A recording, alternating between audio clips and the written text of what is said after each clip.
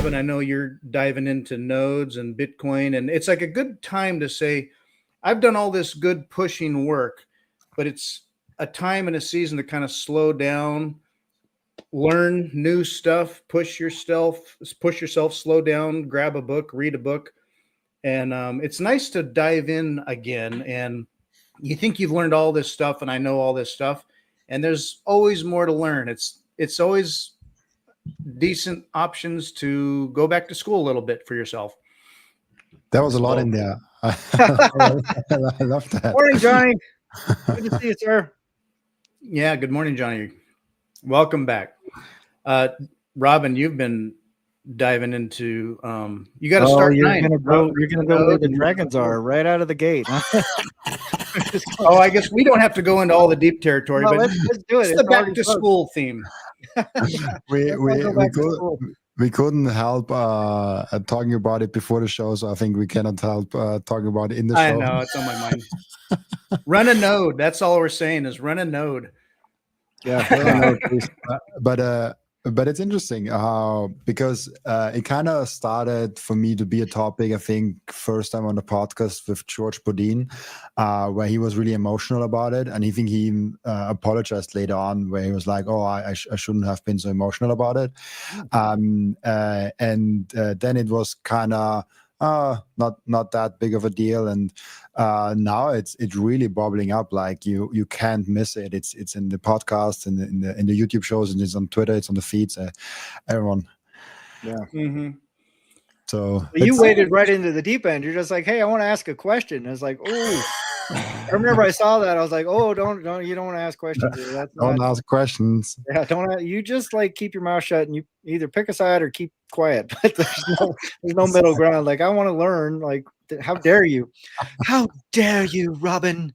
Don't you dare try and learn more about this topic. Have you ever been on knots? Yeah, run a node, and in that process, hey, run more than one node, try things out, learn about it. My opportunity a few years ago was easy enough to download software in the first point, but then it was like, oh, I want my own separate specific hardware device and play around with that. And it's just learn about it. And a lot of people enter the space and it's like, yes, but what side are you on? It's like, okay, if we only have like 20, 25,000 nodes, like we were saying, it doesn't matter. The important thing is running a node. So that's my back to school theme. I like it. Well, I like the back to school theme, and I agree with the sentiment 100%. Like as I was pointing out backstage, I'm going to point out again, the vast majority of people that are really vehemently arguing these points are the kind of people that tuck their t-shirt into their underwear and they pick their belly button so they can sniff their finger. I mean, these are like deeply autistic kind of coders.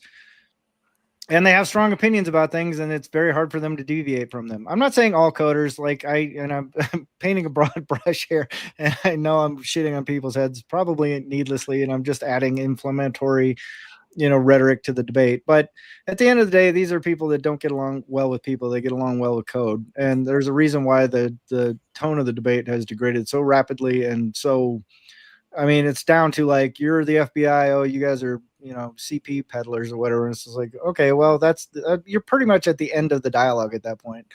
So I will say, not to interrupt, sorry. Oh, that's all right. Go ahead.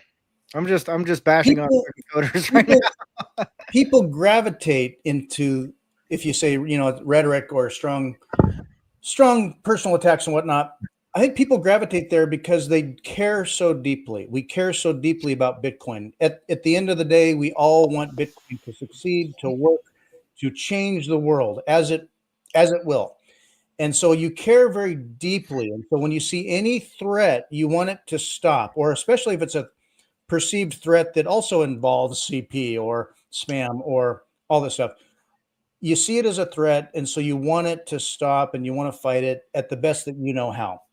So, I mean, I get the passion, but then again, I hate to see Bitcoiners divided. So, and the main thing that is because I got the question yesterday actually, and someone was like, "Oh, are you afraid to pick a side?" And I'm like, actually, I kind of am. Like, Yeah. I don't want to be the guy on the side that is accused of being a child pornographer and doing that.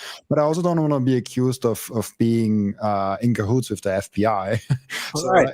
and there are many other things that both sides says bad about the other side. And I'm like, yeah, I'm not afraid, but honestly, picking a side with more and more intensity, it makes less and less sense for me. We're like, yeah, I run my node, and I think running a node is great, but the reward for picking a side is getting very slim, and I'm like, it's no longer a technical or like a productive debate. It's more of like a drama, a soap opera, if you will. Like, Yeah. it's entertaining maybe for some. Like, people like drama, people like entertaining stuff, but I don't see a lot of productive questions and great debates that actually go into the weeds of it and ask the interesting things, and more drama. But maybe that's just how the algorithm on Twitter works also. Well, it absolutely does. I mean, like, the algorithm favors this kind of debate 100% because it's driven towards conflict. It's driven towards things like, hey, this is getting a lot of engagement. So the algorithm is naturally going to gravitate towards the things that get the most engagement. And, a lot of the people that are saying this stuff thrive on engagement, right? I mean, like, all of this stuff relies on people engaging with their idea, and whether you're whichever side you're on, the more engagement you get, like, you'll notice that the people that get very little engagement from the algorithm are the people that come along and go, well, here's a really long, dense bunch of text about why all of reasons, and reasons for and reasons against. Like, you'll get like 50 views writing something like that. If you come out and go, hey, these people are, or do you want, CSAM on your network? Are you going to broadcast that? Are you one of those people? Then you go, well, that's going to get a lot of engagement, right? And so it sort of naturally gravitates towards conflict. And as many people pointed out, and it's usually the pro core side that goes, hey, man, I was just at some conference, and like literally no one came up and said not even word one to me about it. So, like, I love that you're all keyboard warriors and willing to, spout a bunch of nonsense behind your, the facade of your screen. But, in person, you're just like, hey, how's it going? Like, you got nothing to say. And so I'm not saying that's universally true. What I can say is, like, the argument has devolved to such a state where it's like you said, it's sort of pointless to engage in it, because then you're literally just like red versus blue. And at the core of the debate is something this is not a new discussion, right? Like, people are framing it like this is some existential threat to Bitcoin, or it's a this, or it's that, or it's going to break everything, and yada, yada, yada. But the thing is, that's every single prohibition debate in the history of prohibition schemes, right? Like, if you go back 2,000 years, there was some guy that went around and said, hey, I don't think prostitution is a good idea. We should ban it. We don't want to encourage prostitution. We don't want this. We don't want that. And the problem is the core behavior is sex, right? Like, the baseline behavior is sexuality. We don't like women charging for sex. We think that's a moral corruption. We don't think that's, it doesn't honor the intention of the Bible. It doesn't honor the intent of the creator. It's a moral imperative that we do this. But there are some people that go, kind of, it helps people get by. Like, not everyone agrees that prostitution should be banned, right? So it's behavior that some people don't like and want to curtail it. But there's a financial reward at the other side of it. You go, well, for some people, they make a lot of money, like selling sex. So you're trying to ban financially lucrative activity that some people don't like. You go, well, how do you do that? And that's been the problem. Every single person that has an idea that they go, some people don't like this and we want to ban it. You go, how do you tackle that problem? It's nearly impossible. And you can see it in the drug war. You can see it with prostitution. You can see it with gun bans. You can see it with, any type of voluntary behavior that has a financial reward that some people don't like. When those some people try and ban it, there are negative externalities that arise from the attempt to ban voluntary, economically lucrative behavior that some people don't like. There's a reason back in the history of the law, there were only 7 common law felonies, and they were called the common law and common law felonies because they were common throughout the realm. Everybody in the realm could agree hey, if you murder somebody, that's no good. Like, we don't have to have a moral debate about it. We don't have to go, well, sometimes murder is okay because, so like there's no gray area. You go, did you murder that guy? Yeah, you're not supposed to do that. Like, everybody agrees you're not supposed to kill somebody. Everybody agrees you're not supposed to kidnap somebody. Everybody agrees you're not supposed to rape somebody. Everybody agrees that you're not supposed to steal from somebody. Like, these are all very easy things to define. And that's why there's only 7 of them that they listed. And the punishment for violating those rules was death. They go, oh, you stole a loaf of bread? Hang them, right? Like, it was straightforward, cut and dried. No one debated it. They go, oh, well, you're a thief. Hang them. And there are still countries to this day. It's like, oh, you're a thief, cut off his hands. Like, there's, zero tolerance for very common things that everyone can agree these are violations of the social code. Things like, is it okay to wrestle with a greased pig? Well, some people don't like that people wrestle with greased pigs. They find it offensive and they don't want it to happen. They want to ban that behavior. Other people think it's a lot of fun to wrestle with a greased pig. Some people think you shouldn't be able to do some drugs. Other people think you should be able to do some drugs. Some people think you should not be allowed to have a machine gun. Other people think you should be allowed to have a machine gun. So these are all judgment calls. These are all things that some people don't like. Some people have the ability to do that, and they try and ban that behavior. But there's a financial reward to wrestling greased pigs. There's a financial reward to selling sex. There's a financial reward to selling machine guns. There's a financial reward to all this sort of stuff. So when you start getting into the weeds about how do we ban that, how do we prevent that, it's a really, really, really tricky thing to do. And so the one side says, hey, we're going to fix this with policy. And you go, that's not going to work, right? It can't work. The other side says, well, we're going to take a laissez-faire approach because they're just doing it anyway. And you go, that's not a good idea. That's not going to work either. Like, you have to strike some sort of balance somewhere, and it's always going to be gray, and it's always going to be nebulous, and it's always going to be fraught with problems. So the way you tackle it is not as cut and dried and as straightforward as people want to make it seem. So that's my soapbox for the day. I'll try and shut up because I always do this. I'm always soapboxing. Good analogy there. And when I think about it, one thing that pushes the debate right now is the proposals being implemented into Core 30, which when you think about, we either ban it or we open the floodgates. And in between, thinking of the prostitution thing, it's like, okay, well, what if it was regulated? Like, okay, people are gonna do it, but we try to do it so that it protects women. It's done safely. It's, not underground and criminal and whatever, pimps and stuff. Maybe a stretch of an analogy here, but Bitcoin is based on consensus. So there's no state saying, okay, here's the law now. This is what it is. It's open source software, and you can run the node you want. And so at least I have my strong personal opinions about how you might run a node and what I want in a block and yada, yada. My personal strong beliefs.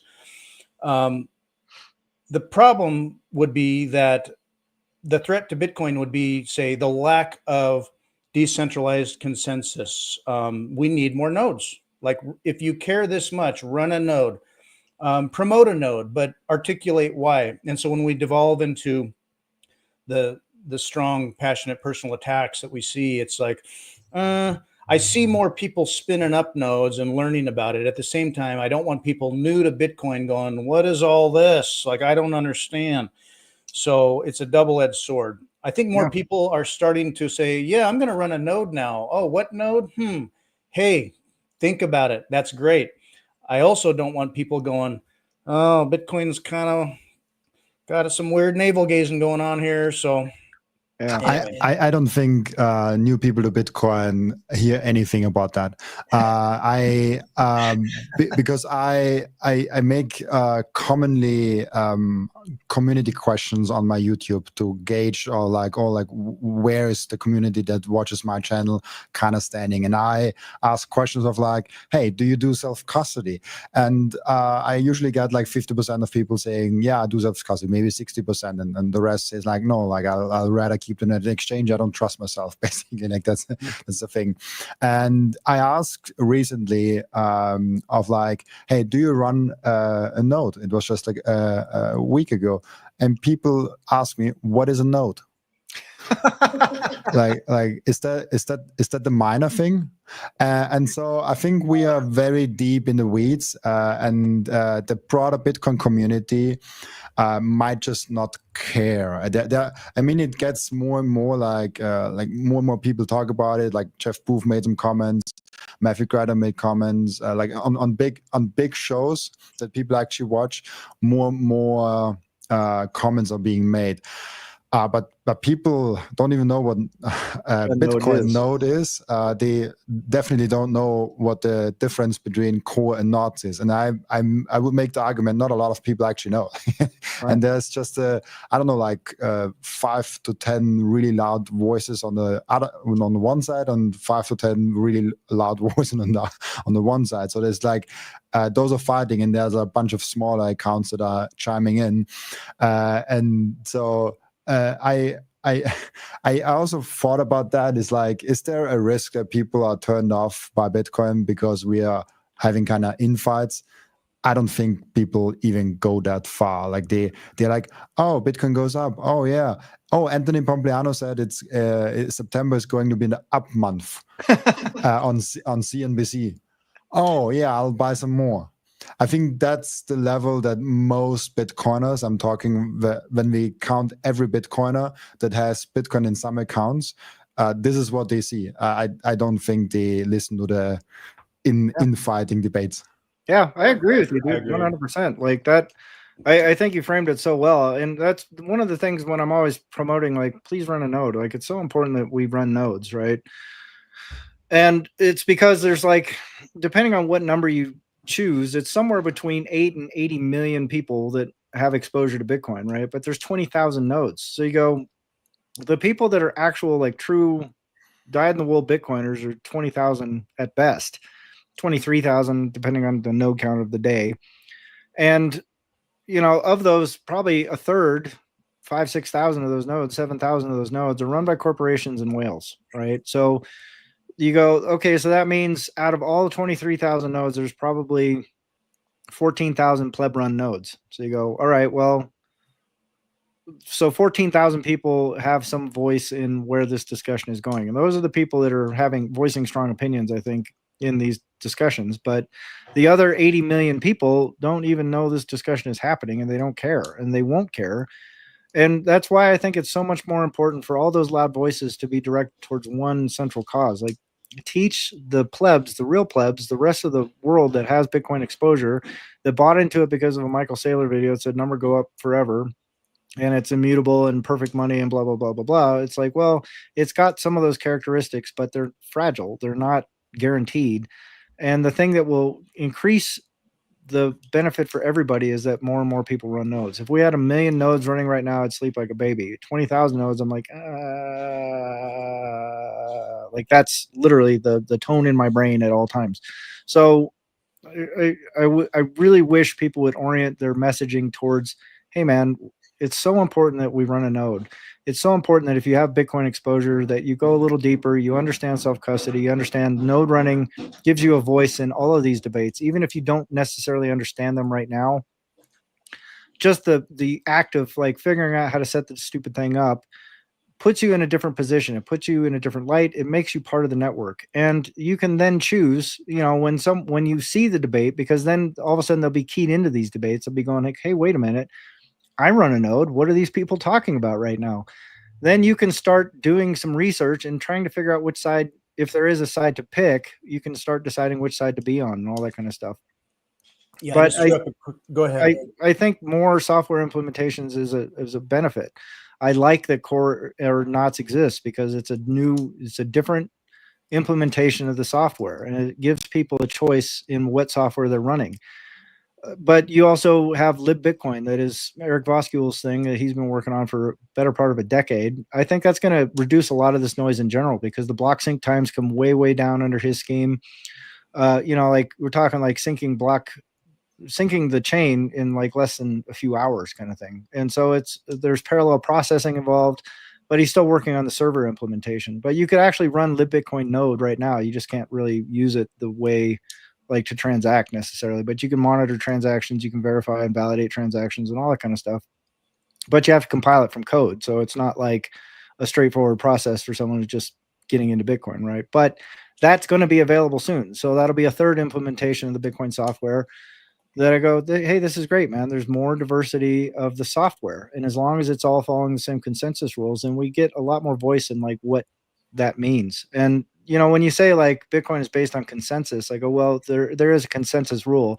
Everyone is in consensus of what constitutes a valid transaction. But the core ethos of Bitcoin is permissionlessness, not consensus. It's not the consensus of the plebs. It's not the consensus of the devs. It's the permissionless access to the network is the thing that makes it. Decentralized and permissionless are the two core components. Consensus is just a mechanism by which we validate transactions, you know. So maintaining permissionlessness is huge. It's very, very important, as is decentralization. So please, if you're listening, run a node.